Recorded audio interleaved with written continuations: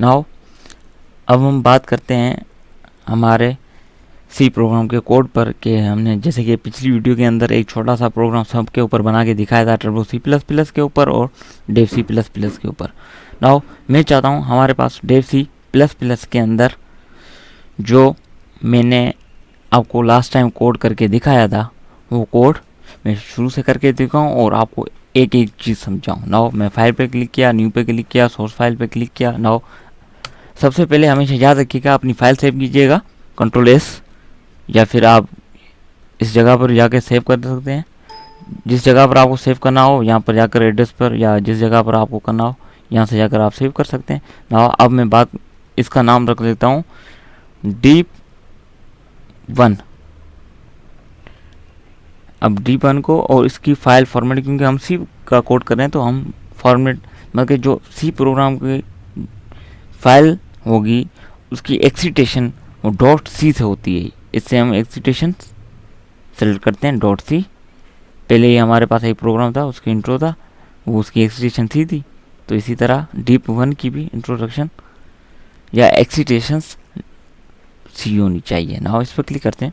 Now सबसे पहले हम बात करते हैं एक चीज़ के ऊपर, इसको कहते हैं हेडर फाइल। अब देखें जिस जगह पर हैश की साइन आ जाए आपके पास, आप समझ जाइएगा यहाँ पर कोई चीज़ लिंक हो रही है, किसी से ना किसी से आ रही है। इंक्लूड से मतलब उससे लिंक करवा लो, ठीक। अब दो आपके पास less than and greater than की ओपनिंग एंड क्लोजिंग लगी हुई है, ठीक है। अब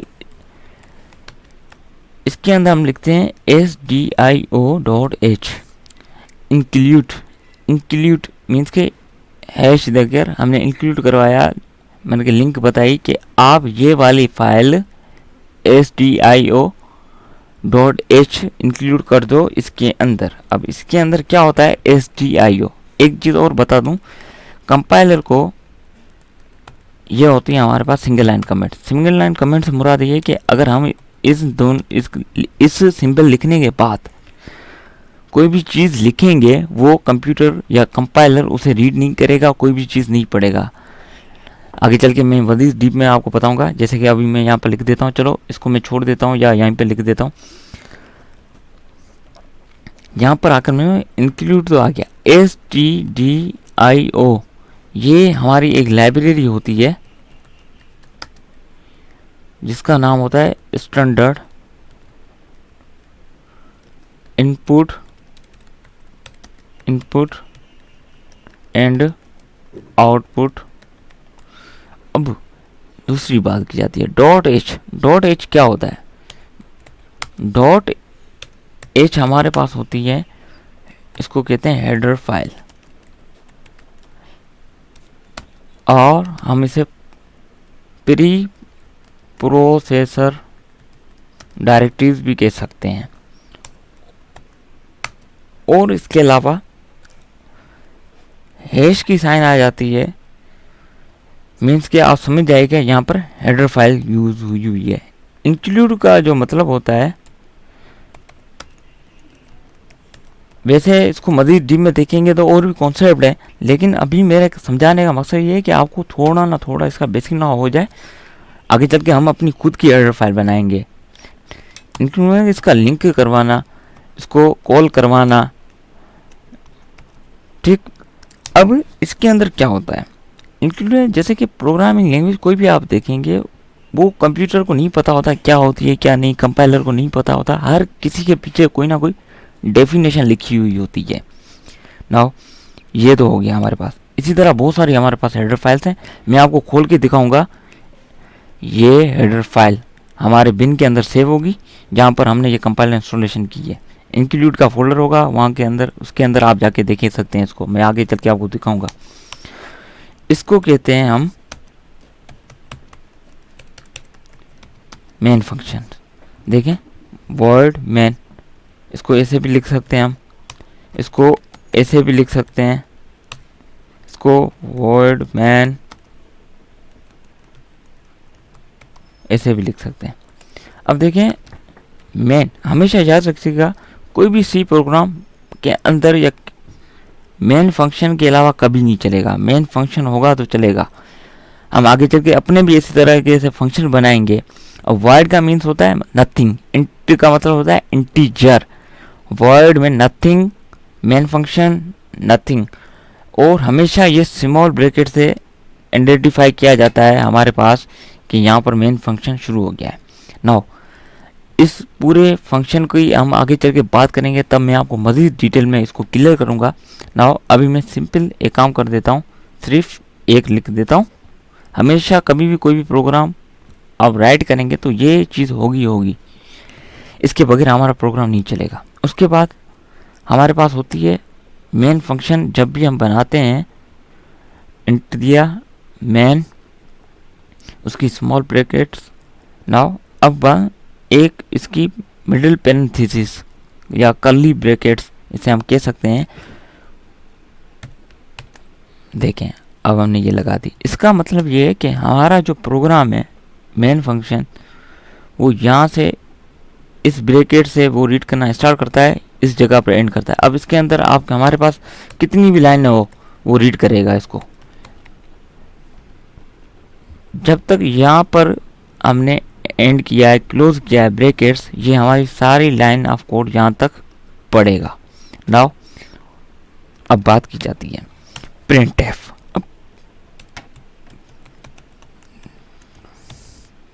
अब प्रिंटफ की बात की जाती है, वो आपको मैं आगे चल के वीडियो के अंदर भी बताऊंगा प्रिंटफ का और भी डिटेल से। अभी मैं थोड़ा सा इसको बता देता हूँ आपको कि प्रिंटफ क्या होता है। प्रिंटफ हमेशा याद रखिएगा कि प्रिंटफ आपका एक फंक्शन है जो ड्राइव हुआ है इस लाइब्रेरी से। किससे? इस लाइब्रेरी फंक्शन से, इसी प्री प्रोसेसर डायरेक्टिव से, इस हेडर फाइल से ड्राइव हुआ है। प्रिंटफ हमारा एक आउटपुट फंक्शन है। कौन सा फंक्शन है? आउटपुट फंक्शन है, जो किससे निकाला गया है? स्टैंडर्ड। हमने बताया SDIO इसका फुल फॉर्म है स्टैंडर्ड इनपुट एंड आउटपुट। तो ये जो आउटपुट फंक्शन है वो ड्राइव हुआ है प्रिंटफ। ये आउटपुट हमारा आउटपुट फंक्शन है प्रिंटफ। तो हमें पता है कि ये हमारी SDIO लाइब्रेरी से निकाला गया है, जिसका काम है हमें प्रिंट करना या कोई आउटपुट देना कंप्यूटर से। हमेशा याद कीजिएगा कोई भी फंक्शन है उसकी पेरेंथेसिस होती है स्मॉल, उसके बगैर फंक्शन अधूरा होता है। हमेशा याद रखिएगा फंक्शन की क्लोजिंग होती है, जो एक होते हैं हमारे पास रिजर्व फंक्शंस, उसमें स्टैटिक फंक्शंस, और इसके अलावा प्री डिफाइंड, यूज़र डिफाइंड। उसके अलावा हमारे पास होते हैं सेल्फ बनाए हुए function, integer functions, return data types. आगे चल के हम और भी ज़्यादा चीज़ें क्लियर करेंगे। और इसके अलावा इसको हमेशा स्मॉल पेरेंथेसिस से पेश किया जाता है फंक्शन को। नाउ अब हम चाहते हैं स्क्रीन पर कुछ दिखाई दे, यूज़र को कुछ हम दिखाना चाहते हैं, तो इस पर हम जाकर क्लिक करते हैं। Welcome to programming step by step. हमेशा याद रखिएगा ये हमने जो भी अंदर राइट किया है इसे हम कहते हैं स्ट्रिंग्स। मीन्स स्ट्रिंग से मुराद ये कि करेक्टर मिलकर या डिटेल्स, करेक्टर सारे मिलकर हमारे पास बनाते हैं वर्ड्स, वर्ड्स मिलकर बनाते हैं सेंटेंसेस।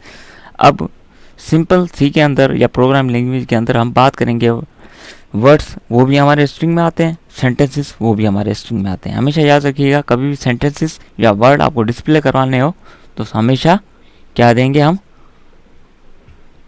2 अदद हमारे पास या कोटेशन मार्क्स। नाउ उसके बाद इसके अंदर हम जो लिखेंगे वो हमारा डिस्प्ले हो जाएगा प्रोग्रामिंग। और हमेशा फंक्शन को क्लोज करने के बदले मीन्स के लाइन हमारी यहाँ पर ऐड हुई, ख़त्म हुई, उसके लिए हम हमेशा देंगे सेमीकोलन। नाउ इसे हम कंपाइल करके चला सकते हैं। कंपाइल हो गया हमारा, कंपाइल पे क्लिक किया, फिर रन पे क्लिक किया। नाउ प्रोग्रामिंग लिखा हुआ आ गया। और एक और चीज़ मैं आपको एक्स्ट्रा बताता चलूँ, हम चाहते हैं दूसरा लिख कर आ जाए प्रिंटफ डेवलपर टाइम्स। नाउ इसको मैंने एग्जीक्यूट किया, कंपाइल किया और रन किया। देखें डेवलपर्स टाइम्स लिख कर आ गया। देखें अब साथ लिख के आया है डेवलपर टाइम्स एंड प्रोग्रामिंग। क्यों आया? क्योंकि कंप्यूटर को नहीं पता होता कि कौन सी चीज़ कहाँ पर की गई है। इसके अलावा आपको एरर थोड़ा सा बता देता हूँ। नाउ मैं इसको सेमीकोलन हटा देता हूँ।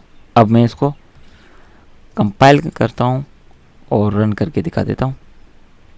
देखें ये कह रहा है प्रिंट एफ एक्सपेक्टेड, पता ही नहीं है कहाँ पर ये एंड हो रहा है, तो इसके लिए एंड करने के लिए हमने सेमीकोलन दी। एक और चीज़ कर लेते हैं, इसको मैं कंपाइल करता हूँ। देखें अब कोई भी एरर नहीं है, ठीक है। अब मैं क्या कर देता हूँ, इस जगह को ये हमारे पास, इसको भी मैं मिटा देता हूँ। अब करके देखते हैं, जितने आपके पास एरर आएंगे आपकी लर्निंग उतनी अच्छी होगी। कंपाइल और रन कर देता हूँ मैं आपको। देखें कितने सारे करेक्टर या missing, terminating, missing, expected before taking, passing argument 1 और printer pointer from integer without a cast. इसको पता ही नहीं है भाई इसको क्या करना है, इसको बताया जाता है भाई इसको एज ए स्ट्रिंग लेना है। देखिए कितने सारे एरर जनरेट करके इसने हमें दे दिया। अब चला के देखते हैं, हम कंपाइल एंड रन पर क्लिक करते हैं। देखें चल गया। हाँ एक और चीज़ देखें, ये चीज़ मैंने एक लाइन पे लिखी है, ये चीज़ मैंने डेवलपर टाइम्स दूसरी लाइन पे लिखी है, लेकिन हमारे पास स्टिल दोनों एक ही लाइन पर आ रहे हैं। क्यों आ रहे हैं इसके पीछे? क्योंकि कंप्यूटर को नहीं पता होता कि कौन सी चीज़ क्या लाइन चेंज हो रही है, कुछ भी नहीं। ये हमेशा अपने मुताबिक काम करता है, इसको हमें हर चीज़ बतानी पड़ती है। नाउ हम चाहते हैं डेवलपर टाइम्स नीचे आना चाहिए, तो हम क्या करते हैं, स्केप करेक्टर होते हैं। मज़ीद चल के हम आगे उसको हम डिटेल में देखेंगे, उसको मैं पूरा आपको एक वीडियो बनाकर डिस्कस करूँगा। लेकिन सिंपल सा अभी मैं आपको बता देता हूँ, अगर आप चाहते हैं प्रोग्रामिंग के बाद लाइन नीचे आ जाए, उसके बाद जो भी चीज़ आ रही है वो नीचे लाइन पे आ जाए, बैक स्लैश दिया मैंने, एन दबाया, इसको स्किप करेक्टर करते हैं। इसको परेशान होने की जरूरत नहीं, मैं आगे चल के इसकी कंप्लीट एक वीडियो बनाऊंगा जिसके ऊपर सारे मैं आपको करके दिखाऊंगा।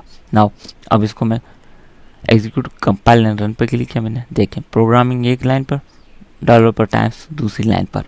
नाउ अब हम आगे चल के और चीज़ों पर डिस्कस करेंगे, यूज़र डिफाइन इनपुट्स पर बात करेंगे। अब इस वीडियो के लिए इतना ही। नाउ आगे चल के दूसरी वीडियो के ऊपर और सारी चीज़ें क्लियर करेंगे।